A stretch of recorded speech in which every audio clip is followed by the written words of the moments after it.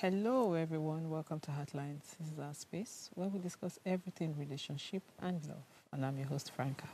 Tonight on the show, I have Precious Oden. We're flying solo today. Precious, how are you doing? Yeah, I'm fine. I'm fine. Okay. How was your day? Well, my day was okay. Mm-hmm. It was sort of, Potako, it was sort of rainy to start it, to stop it, to start it, to stop. So that was what happened the whole day. Okay. Nice way to nice way to enjoy your weekend. Me, in fact, today was my friend's birthday, Nusa Agbonwa, and he opened fire for all of us. So we could just go chop. So as I did like this, my belly don't full. So I go There's just elections in Potako tomorrow, so okay. tomorrow is just an indoor day. Yeah, belly. Tomorrow is for me to sleep and enjoy myself. Weekend. I'll not take time to watch all those your plenty things. If you know what I mean. Okay, so I do know what you mean. tonight we're discussing virginity, bad sex, and addiction to sex. I think that these things are intertwined. From Exactly. virginity to bad sex, and then from there to become addicted to sex, if you how it happens. So there are Yeah. people who say that first things first, virginity, is it a good or a bad thing? So In relation, well, no, virginity over. so relate, no, so let me rephrase that. Is it a bad thing when it comes to sex? Because why I ask that is because it's assumed that virgins are not experienced. Do you understand? They don't Yeah. know what. So you hear people say, oh, I beg, if not virgin, I do not even want to go there because I don't want to start teaching. I don't want to be the one teaching her what to do. And way back, it used to be something, very honorable that, you Hmm. still have virgins around. So that's what I'm asking. Is it a good or bad thing now? Okay, right now I would say it's still in relation to what you understand by sex, intimacy, self-worth, because all of these things will shape how you view virginity. Years before, it used to be a badge of honor, it used to be something you're proud of.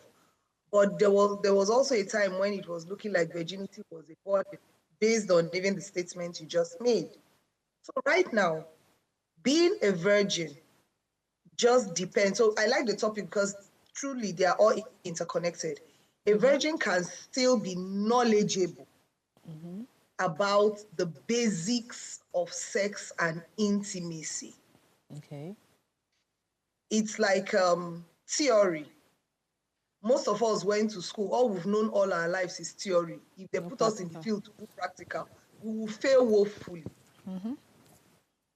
It doesn't mean that we did not learn that thing well in school. It just Mm-hmm. means that there's a difference between theory and practical. Mm-hmm. Now, when it comes to virginity, you can understand everything that there is. Now, once you're able to add into everything that there is to do with sex and intimacy, once you add good communication and chemistry to that mix, Mm-hmm. a virgin can wow somebody at their True. first time. True. So virginity, bad sex, and sexual addiction is all based on your understanding of what sex, intimacy, and self-worth is. Because even when it comes to sexual addiction, it's sex that has become harmful. Basically, that's what it is. You're having sex, it's harmful to you, it's harmful to the person that you're having the sex with, but you don't care because you're addicted. All you're concerned about is, I just want to have sex. It doesn't matter if I cannot concentrate. I'm losing my mind. Let me just get the end product of having sex. So all of these things are intertwined. So as we move further in the topic, we'll dissect them one after the other. Okay. Okay, so you have established the fact that you're a virgin doesn't mean you won't be good in sex, right? Yeah. It just Yes. takes you to understand what it is, which is why I'm of Yes. the opinion that people should start going to sex schools, or you understand, to Yes. actually learn how to make love or how to have sex. Now, Yes. but how does why do people have this notion that it's always work having sex with a virgin? Because people do not take time to want to please their partner. Okay. So there is this hand-me-down knowledge, either from what people have watched, you know, TV porn, what they've read, explicit novels, or what they've heard people say. So they just assume, oh, it is so much work getting, to be with a virgin for the first time. But it is so much more than that. Once you have good communication, Mm-hmm. over the years, there are so many men, especially when it has to do with female virgins, there are so many men who have met with female virgins and they are wetter than the ones that have been having sex regularly Okay. because they took their time to make even the female virgin understand why her body is reacting the way it is, ease her into enjoying the reactions and not being scared of it, and in turn, make Mm-hmm. her want more. Now, as it comes to male virgins, Mm-hmm. it's always very dicey because you rarely hear men say, I am a virgin. For most of them, because they masturbate more than women while growing up as teenage boys, hormones and all of that. They just assume, oh, I know everything I need to know about sex, Okay. even when they have never ever penetrated a vagina before. Okay. So for the male virgins, it's always really difficult to understand if a man has had sex before Or not? or not. Yes, unlike women that most often than not, the tearing of the hymen shows that, oh, this one, you know, this is her first time. Okay. Okay, because I'm trying to understand what people actually define as bad sex, because I'm of the opinion that sex with this person might be bad, but with someone else might be great. Yes. So bad sex is not just about, oh, maybe your body failing you at the time of sex. It's about I would say unrealistic expectations most times. Okay. So in your head, you're already saying this is how it's supposed to be. I posted something on my status today, and it was certain myths about women and orgasms. And there's this propaganda that has been going on how women are supposed to, have orgasms, or whether they're supposed to have. So this kind of things can inadvertently give the wrong notion, even when it is not what it is. Mm-hmm. So there is bad sex, but bad sex is between those two people because, first of all, they might not be communicating properly with each other. I mean, the moment you choose to have sex with someone, it means that you actually like the person. That is Mm-hmm. supposed to be common sense. Okay. You like the person enough to want to get naked and intimate with this person. So why don't you go the extra mile by communicating Mm-hmm. instead of assuming that if I do it this way, he will like it. If I do it this way, she will like it. Without realizing that this person is a different being from all the other sexual partners that you've had before them. Okay. So sex is supposed to be about that person you're intimate with at that moment. Okay. If you don't do that and you just carry what you think you're supposed to do into the sexual intimacy, then it becomes bad sex, both to you and even to the person that you're engaging with Mm-hmm. or engaging with. Okay, because you know why I say I kind of grouped them together, because over time I've come to realize that, you know, for a virgin, it is important who you get to sleep with for the first time. Because your Yes. experience with that first experience would, you know, inform so much, so many things, inform your idea of what you think about sex. So at that time, you Yes. might just think it's horrible and it will put you off. Sometimes the whole experience can even cause insecurities around, you understand, the virgin. Because if the person Yeah. is not responding or gives an attitude, you just believe that, oh, I'm not good at this thing. So I'm of the opinion that for someone who is a virgin, the person you get to sleep with the first time is actually very important, or the first sex is very important. What do you think? Yes, I agree too, because Okay. um, sex is an experience. Mm-hmm. And we always grew up with the saying that experience is the best teacher.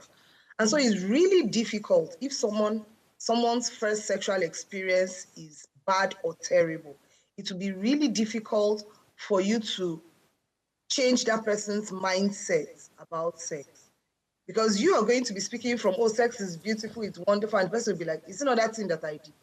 I Mm-hmm. beg, I hope I never have to do it again. True. So you have to do a lot of learning, a lot of teaching, a lot of coaching, and make the person understand that that was a one-off experience. So what I usually do is when I have couples who have this type of challenges, what I ask them is, how do you feel after sex? Mm-hmm. Do you feel disappointed? Mm-hmm. Do you feel frustrated? Do you feel sad? Do you feel happy? Now, whatever these feelings are, I go ahead to ask, what do you think made you feel that way? Mm-hmm. So you hear different answers. Oh, the timing. Oh, the way he or she went about it, the unresponsiveness, or even their own personal mindset. Sometimes what you're even saying is bad sex is all in your head. It might not even be what your partner is thinking. So Mm-hmm. I try to ask, what do you think contributed to that feeling that you've had bad sex? Mm-hmm. What is causing it? Did your partner actually tell you, say, today on, no follow? Mm-hmm. Or is it just a feeling you have? So by Mm-hmm. the time we're able to juggle through through these things, you'll be able to pinpoint exactly what is causing the bad sex. Mm-hmm. Because I've had conversations Most, with a yeah, few ladies yeah, regarding, you know, if you why they don't, when it comes to orgasm and what gets them there and why a lot of them do not like, having a head. So they'll tell you the first time was terrible. In fact, with ladies, it's always yeah, about the whole head thing because they will tell you not every guy actually knows what to do. yeah, So it's always a terrible yes, experience for them. So you find out that it's something they shy away from. They don't want to get there because sometimes it's painful, the experience is terrible. At the end of the day, they are hot, they have injuries and the rest of it. Same thing with guys when it comes to, a BJ. So if yeah. they get a bad experience and then maybe until somebody does it right. So that's why I'm of the opinion that most times with virgins, it's always usually it's always not so good if their first experience is something not not something you would call good you know Yeah. but let's leave bad sex and how do we get to the point of sex addiction. Hmm. So when it has to do with addiction, sexual addiction, there are so many things that can cause it. And um, it's it differs from person to person. But I just tell people, if you understand what sexual addiction is, Mm-hmm. especially when you've had good sex, then you will know that you cannot enjoy sex when it is sexual addiction. Truthfully, you can't. So it isn't just about about engaging in the sexual intimacy. It's about the compulsion, that thing that drives you. What is that thing that drives you into having sex all the time? That Mm-hmm. even when you want to stop, you are unable to. So is it about choices? So is it about triggers? Is it about just hurting? You know, you just feel like hurting somebody, and you feel the best way to go about it is, you know, being addicted to sex. Are you trying to escape from something? What exactly is causing that addiction to sex? So sexual addiction has been linked to so many things: trauma, loneliness. So I talked about self-worth. It's part of it. Poor self-esteem, um, um, uh, or even the wrong kind of exposure to pornography. So there are different types of porn. And then even toys, even sexual toys. So in the last couple of years, sexual toys have become more prominent in the Nigerian sexual market. And you hear people say, oh, I don't want to have a vibrator because I don't want to be addicted to it. I don't want to, I don't want, I just, I don't like, I don't want toys around my sexual partner. I don't want them to feel as if I cannot do it well. So I always ask, I'm back to it again, what is the driving force? Is it something that can be cured? Yes. Is it a matter that can be handled? Yes. But the participants have to be willing to make a change. They have to understand that addiction to sex is not even good for them personally, not to talk of their partner, and that there is a healing journey that they need to go on, you know, begin. And so there are healthy sexual habits that they would have to adopt.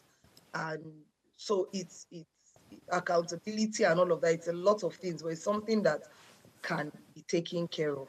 Okay, so I want us to be clear that there's a difference between liking sex a lot or loving sex a lot and Yes. sex addiction. They're two Yes. different things.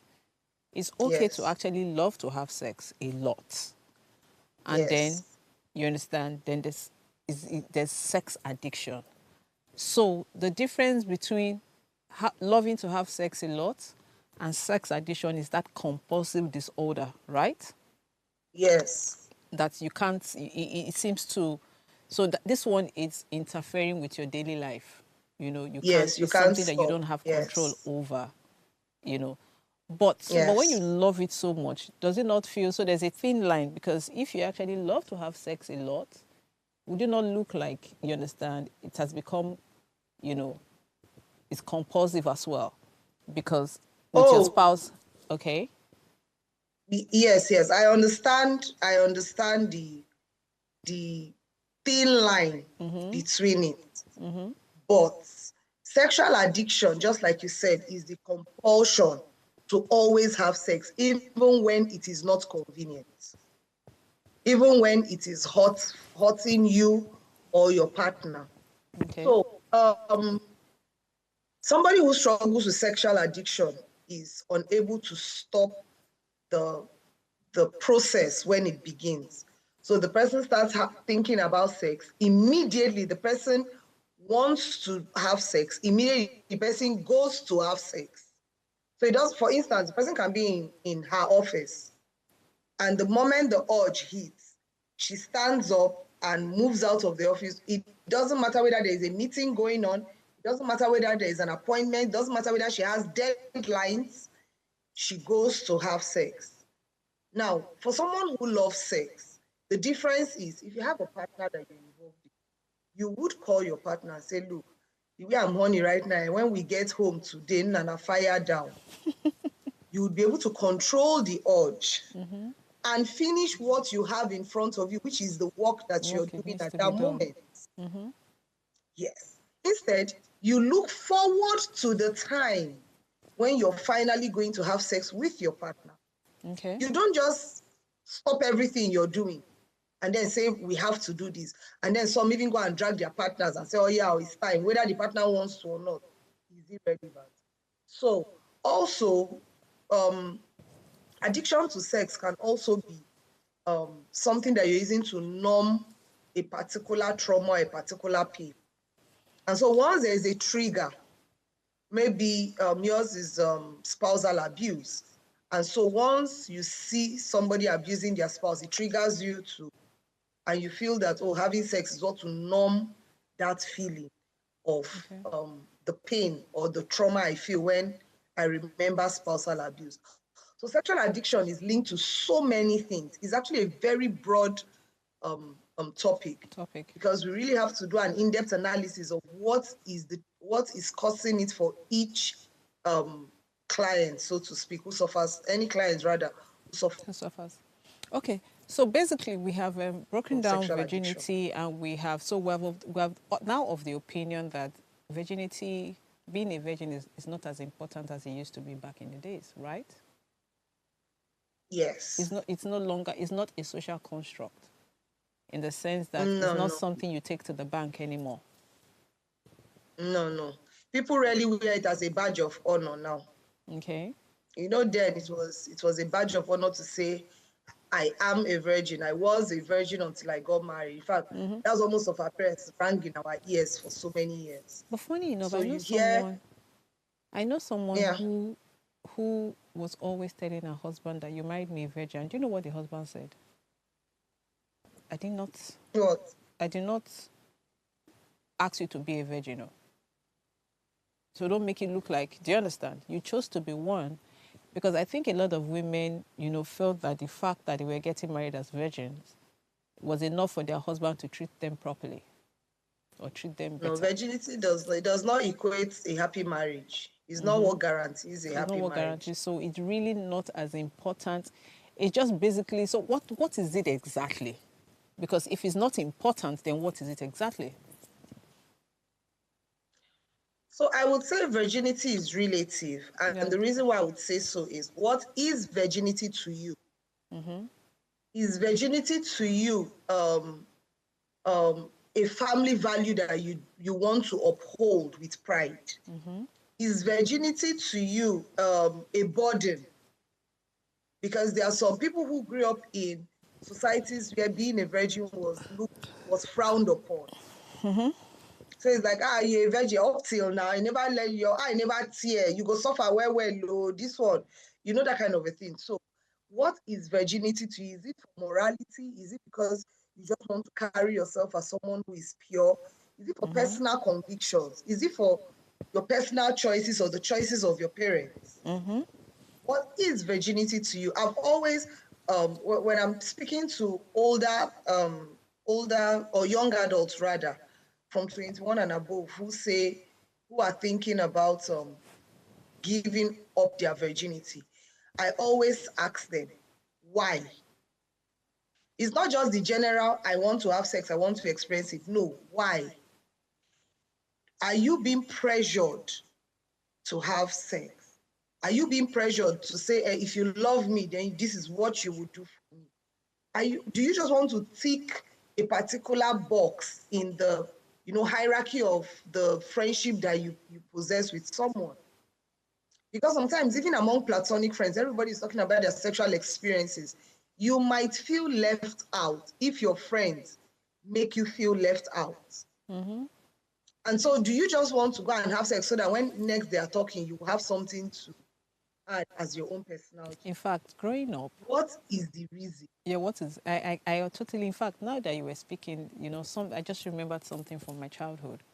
So growing up, we had a family friend, late Dr. Awani. Then he used to be like, he was a family doctor and, a friend.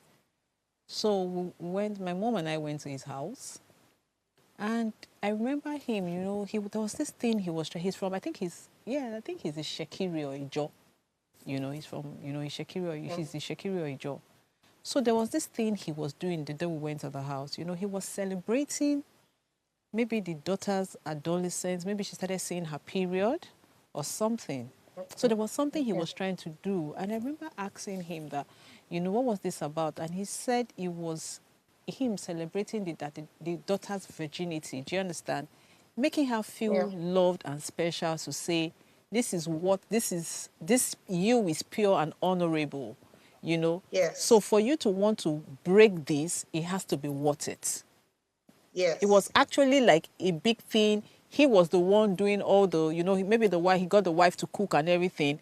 So, there was this, they were just trying to make the daughter feel loved and, you understand, comfortable at home, saying that, this is a big deal. So I think it was something from their culture, And it was really nice. So in my head at that time, I was like, oh, who would want to, who would want to destroy this whole picture that the father has set? Do you understand? Just because of Exactly. what you were Yes. saying, when you were saying that, is it a Yes. cultural thing and Yes. all that? So as you were speaking, it just, just a flash. It just came to my head to say, oh, now I get, the whole drama around it. Because then you'll be Yeah. like, oh, my father did this. I do not want to. If man won't even touch you that time, you would remember Remember. that thing that your father had, Yes. talked to you about, the whole thing, and it would just hold you from, wanting to indulge in most of these things. I think I get it. Yes. But again, Yes. Yes.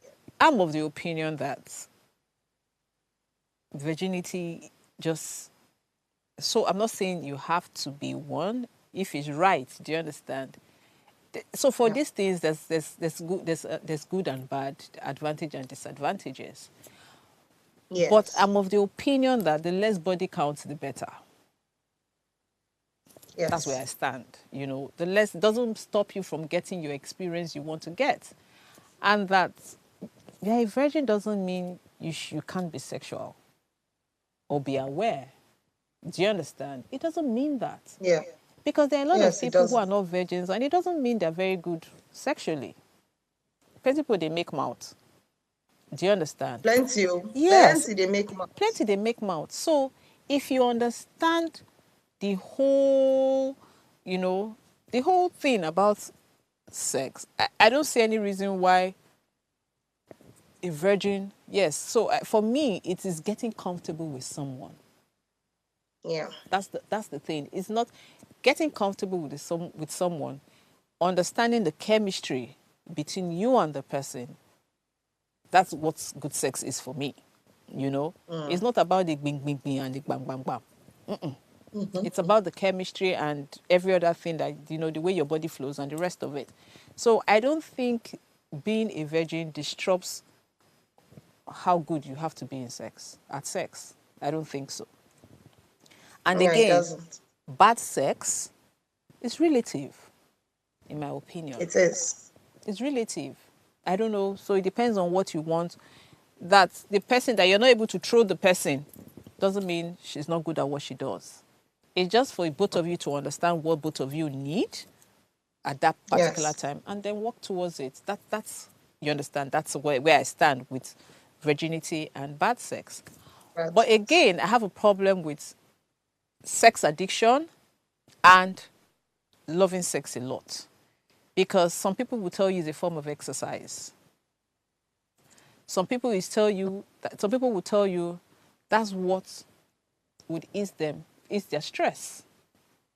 Do you understand? Some people will tell you when they are burnt out, that's what calms them down.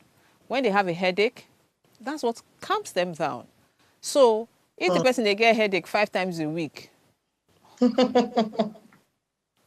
you understand? So, but guess what? We Yeah. need to understand this thing. But precious, what is the appropriate amount of sex per week?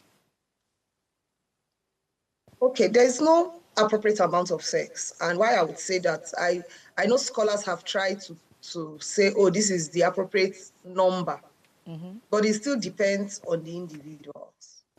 It depends on their chemistry, it depends on the timing. Like when I mean the timing, the phase they are in that relationship. It Okay. depends on what each person is even going through at that time in Okay. the circle of life that they have. Okay. So all of these things put together can will determine, you know, what is the number that you should have as a couple at every point in time. So we have people new in relationships, or, and they decide to engage in sex and they now find that they have very good sexual chemistry and they communicate very well in bed. And they have a lot of time on their hands. What I mean by a lot of time is they probably don't work in an office where they answer yes sir to somebody. They probably run their own business. So they are the boss and madam of themselves. Those people probably will have more sex than those who have to wake up at 4 a.m. or 5 a.m. to start getting ready for the day, drive a long distance, answer yes sir to somebody. They have reports, they have trainings and all of that. Now, also in the phase of the relationship, new relationships most often than not have more sex because you're trying to communicate in every way possible, intellectually, emotionally, physically. You want to connect as much as possible. Now, the moment you get more settled in that relationship, so the fear of, this person, we might not want each other again, or the person don't see me finish, he go, the fear is no longer there. You are now relaxed. This person is my person. This person goes nowhere. You might not have sex so much. Now, when it has to do with marriage, for some couples, it is after all the children, in fact, once the last child enter secondary school, they send them to boarding house. They are now child-free. That is when they decide to have as much sex as they want. So it's really different for everybody. What is a required healthy number of amount of sex that you're supposed to have? Please, according to how your body is leading you and your mind, combine mind and body, combined with what you and your partner have agreed. If a woman is ovulating, she wants sex more that period than any other time. So all of this is actually relative. So, yeah. Okay, so let's quickly go on the break. When we come back, we will discuss addiction to sex. Stay tuned. Heartlines will be right back.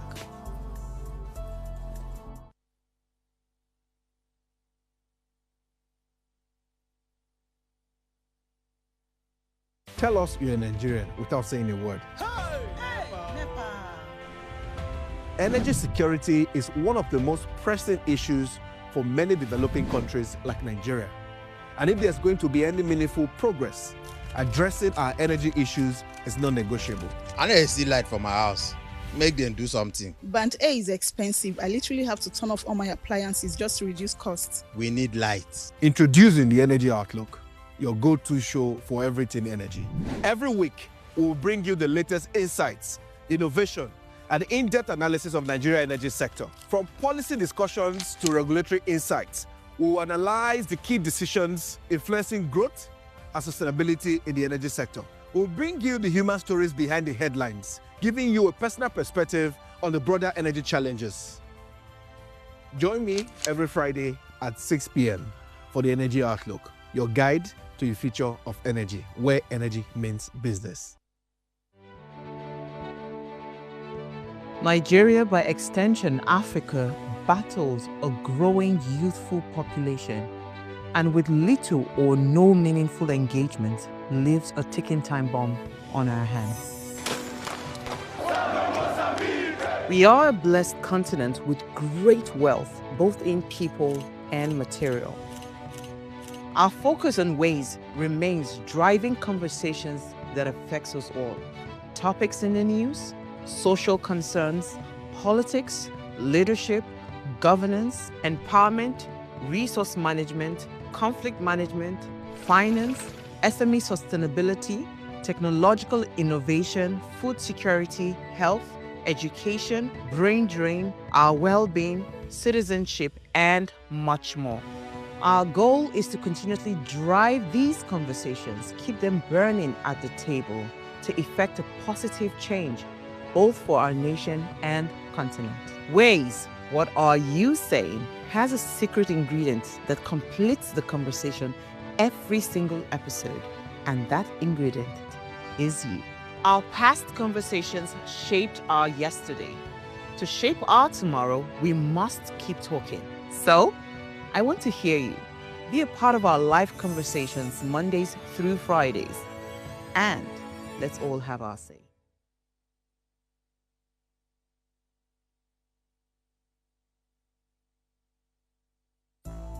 Thanks for staying with us on Heartlines.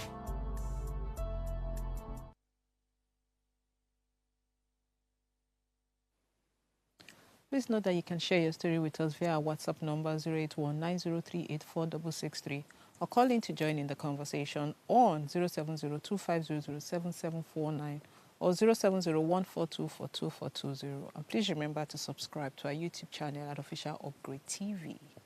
Okay, so Precious, before we went on the break, we had talked about virginity and bad sex. But really, what would we say? So we know there's bad sex. People complain they have bad sex, but what would we say are the causes for this? For this, what would you say is the cause for bad sex, or what causes it? Mm. Hmm. Bad sex, yeah. So As why does much as bad it's sex happen? relative, as like we Yes, said, it's relative. So it has to do yes, with psychology, emotions, physical emotions, and communication. But I also think that there yes, are major factors, you understand, that could lead to, yes, yes. bad sex. So what are those things? So one of the major factors can be lack of proper sexual knowledge. Okay. You just don't know what it is, but you want to do it and you think you know what you're doing. Okay. Asabiam, asabiam, asabiam. You don't ask any question. You don't get to find out if what you're even doing is the right thing to do. The taboo that can be around conversations, because the bad sex can happen when there are people who, if you discuss with them, you find that they've never had a conversation around sex.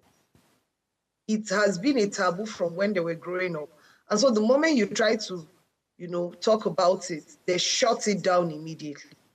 It's like, no, that's for the bedroom. Why are we talking about it in public?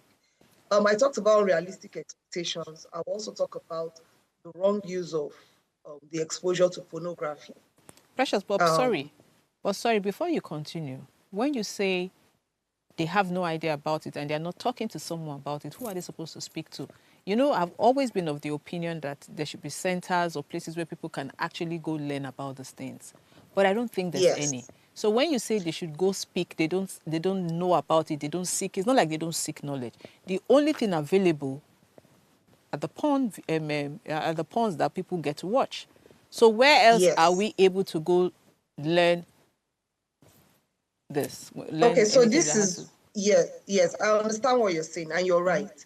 We do not have physical centers that people can, go to and say, this is what I want to learn about. But right now we have the World Wide Web, we have Google. So even if you cannot talk to anybody about it, again, because you don't just want to carry what the person says as hook, line, sinker, as the gospel truth, you probably, because the person might just be speaking from their own experience, Yeah. as opposed to speaking from a wealth of knowledge, like that. You can actually ask Google. Now, where you are not certain of the answers that you're getting, please discuss with your partner, because at the end of the day, sex is interactive. So discuss with your partner. But most importantly, if you can get a sex therapist, an intimacy therapist, please do. These people are trained to gather all the information on your behalf, help you sieve the information, and give you the one that is meant for you, for you. So poor Okay. communication is one of the reasons also, which is I just mentioned.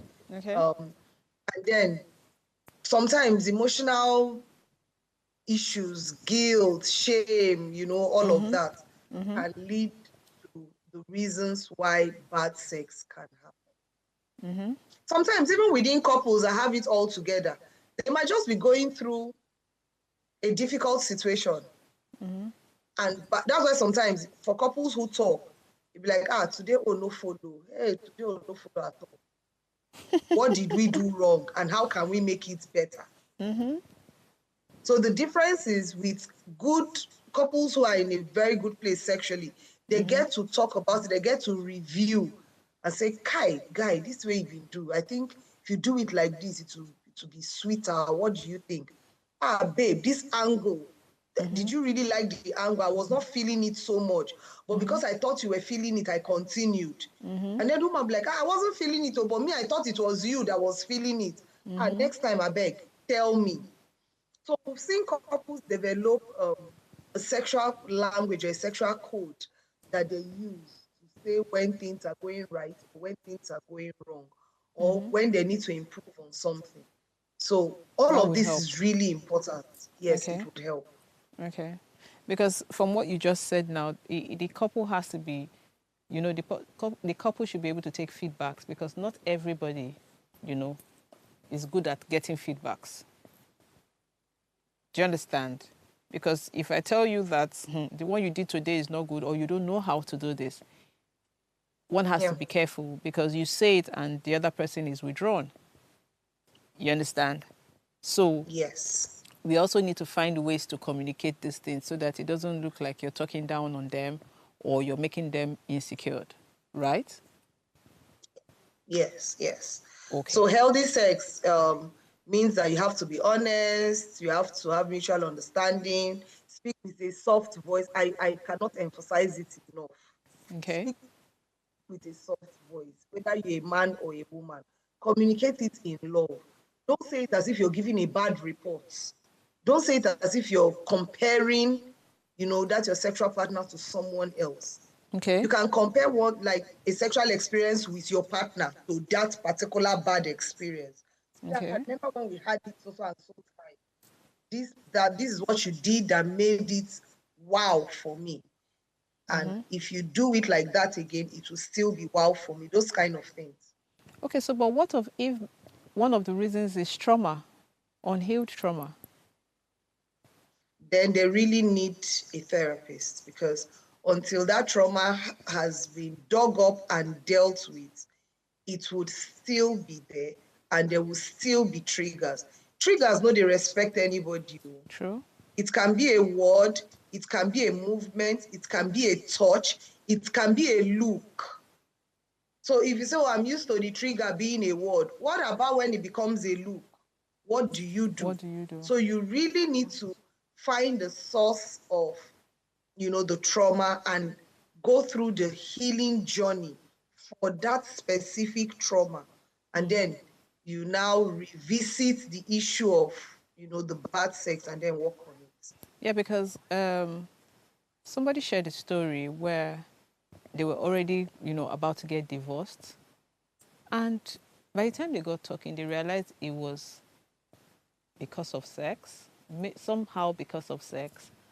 And that more of it was the reason why she was avoiding sex is because there's a particular way the guy likes it. And he didn't know that something had happened to her years before. Maybe somebody took advantage of her. And it was that same thing he wanted to do, that he loves to do to her, that the person did to her. So when he's about to, come close to her in that way, it triggers something and she's, you understand, on defense. She's defensive. She was reliving that experience over and over again. So it was when they now spoke about it, like at the point where they were about to get divorced, they spoke about it. That's when he realized, it was a trigger for her. It wasn't about him. Do you understand? Yeah. So that's why I say that, we can't overemphasize communication when it comes to any form of relationship, Yes. But now let's tackle sex addiction.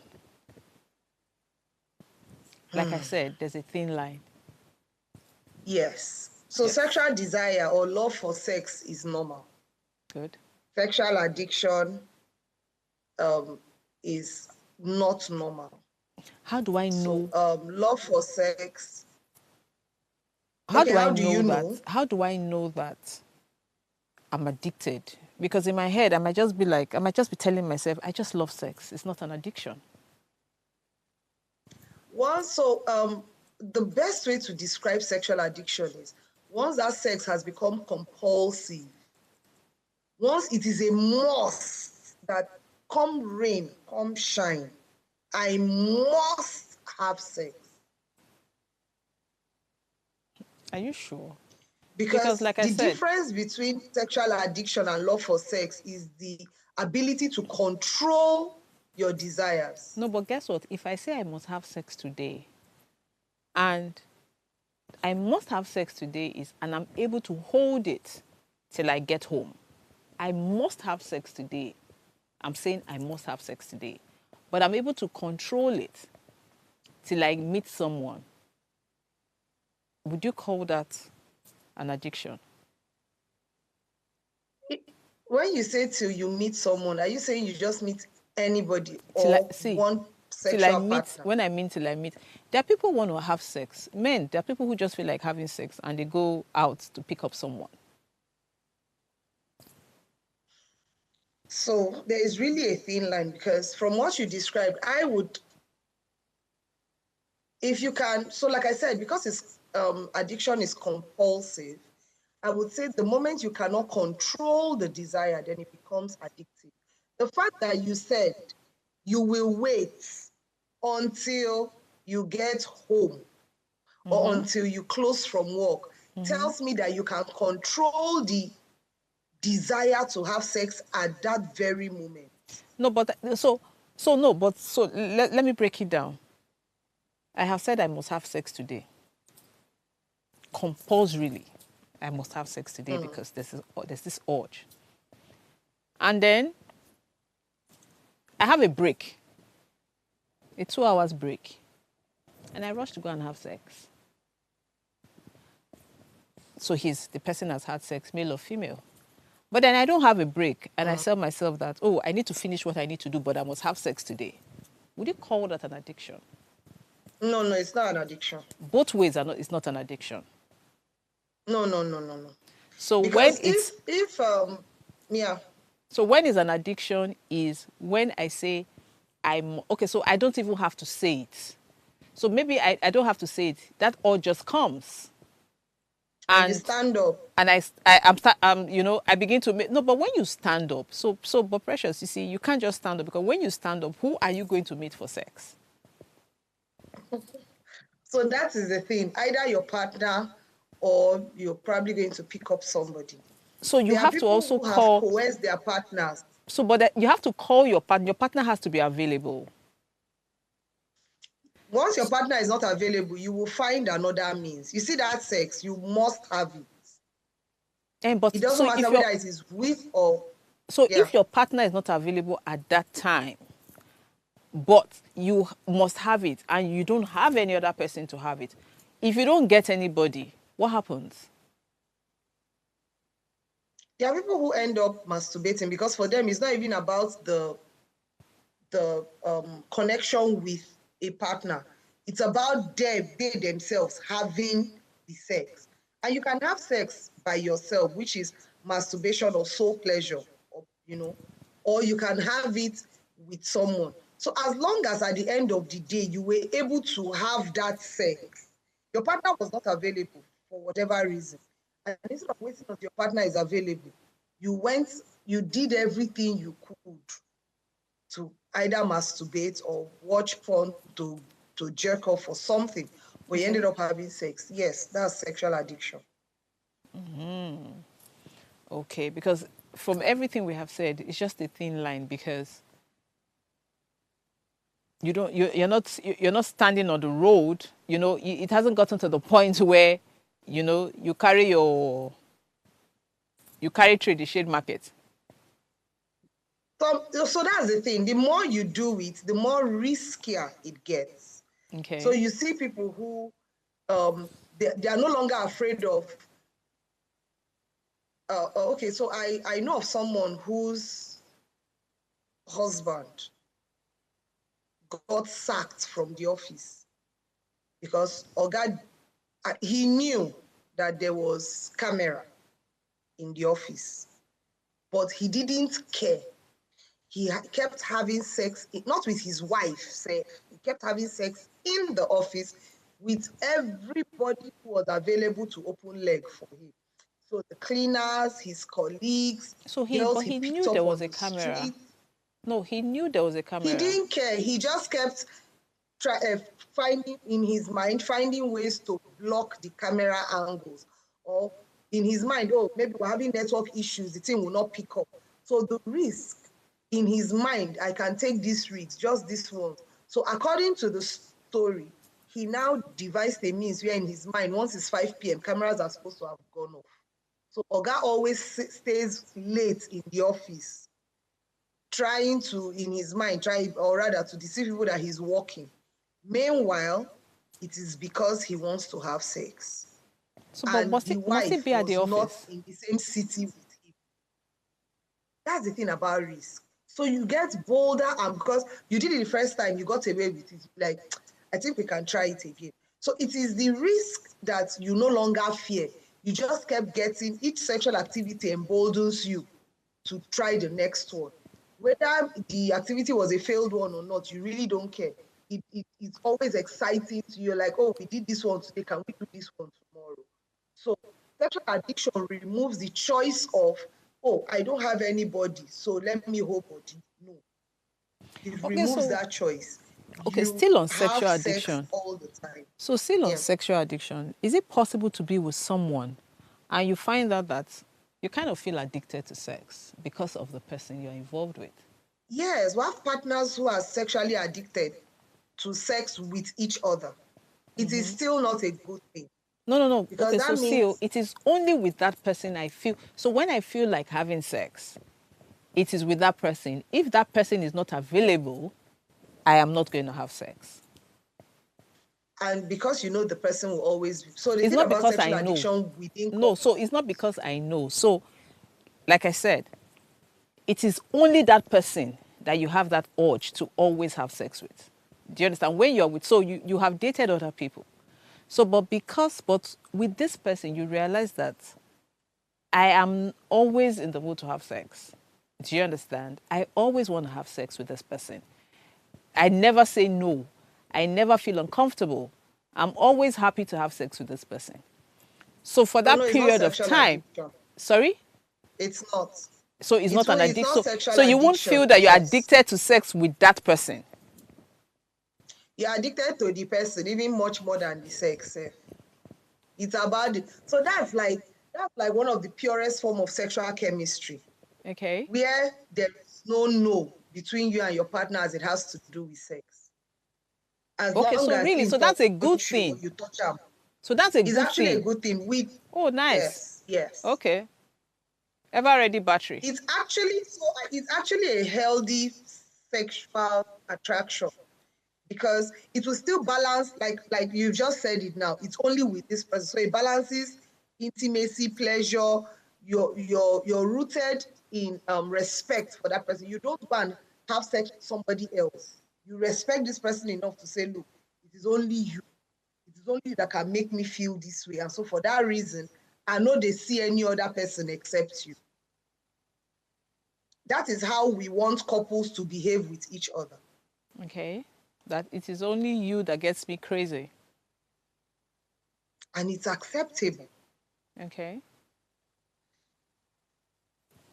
Okay, but So that's aside couples, maybe your dating partners, you find out that, oh, with this person, it was always, I was always thinking about sex. But I'm now with this person, I'm not even thinking about sex. Hence, the reason why we said is relative. So bad sex is not just about, or sexual addiction rather, it's not just about the act of the sex. It's also about the person. So once you're having it constantly with only one person, you feel happy with this person. You're not risking your life or the life of the person or even your job just to have sex. It's healthy. It's good for both of you. Enjoy it for the number of years or months that fire is going to be burning very well.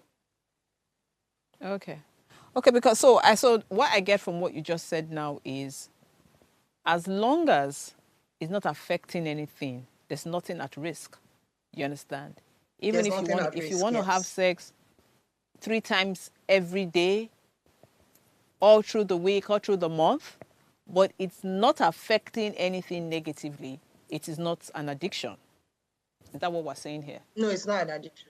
It's really? It's a healthy. It's only an addiction if it is affecting something. Yes. Yes. It's an Interesting. addiction if it's affecting something. So that means a lot of you are sex addicts. So. Okay, so so Precious, we have to round up now. What's your last thoughts on this topic? Yes, I would like to say sexual addiction is a struggle that the addicts need help. And as soon as they can reach out, people are here to help them. So they need to go on a journey of support, honesty, realizing that it's also about their self-worth, their self-respect. And we also pray that they will have the God-needed strength to overcome the challenge of sexual addiction. They need therapy, they need counseling, they need self-awareness. And we have people who are skilled in this to offer them this Precious. guidance. Precious, in all honesty, from this last explanation you gave, I'm going to advise people to be they should be sexually addicted to one person. That way it's not sexual addiction. Just go to one partner and you'll be fine. We'll see you guys next week.